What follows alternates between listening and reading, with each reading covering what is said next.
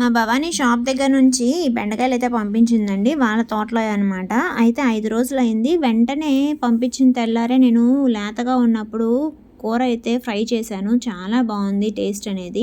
అయితే ఇవి పులుసేద్దామని ఉంచాను. ఈలోపు వేరే కూరలు ఉండటం వల్ల ఇవి ముదిరిపోయినాయి అనమాట. పులుసు వేసినా కూడా మనకి పుల్లలు పుల్లలుగా తగులుతాయి. ఇంకా చేసేదేముంటుంది, కొంచెం ధనియాలు వేయించి ఇట్లా పచ్చిమిర్చి వేయించుకొని ముక్కలను కూడా ఈ సైజులో కట్ చేసుకొని చట్నీ అయితే చేసేసుకున్నాను.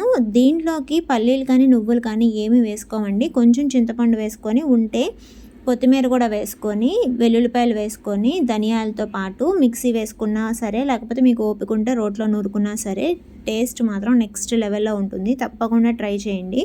అయితే బెండకాయ కానీ, దొండకాయ కానీ, బీరకాయ కానీ, సొరకాయ, ఇంకా పొట్లకాయ ఇవన్నీ లేతగా ఉన్నప్పుడు చెట్టు నుంచి తుంచుకోవాలండి. లేకపోతే బయట ఉన్నా సరే ముదిరిపోతాయి అనమాట. ఇంకా ఫైనల్గా 3 బాక్సులు అయితే సర్దేశాను. తాలింపు పెట్టేసి ఇంట్లోకొకటి, పాపకొకటి, ఇంకా షాప్ దగ్గర మా వారికి ఒకటి. అది మ్యాటర్. మీరు కూడా తప్పకుండా ఈసారి బెండకాయలు ముదిరిపోతే పడేయకుండా ఇట్లా చట్నీ చేసుకోండి. Thank you.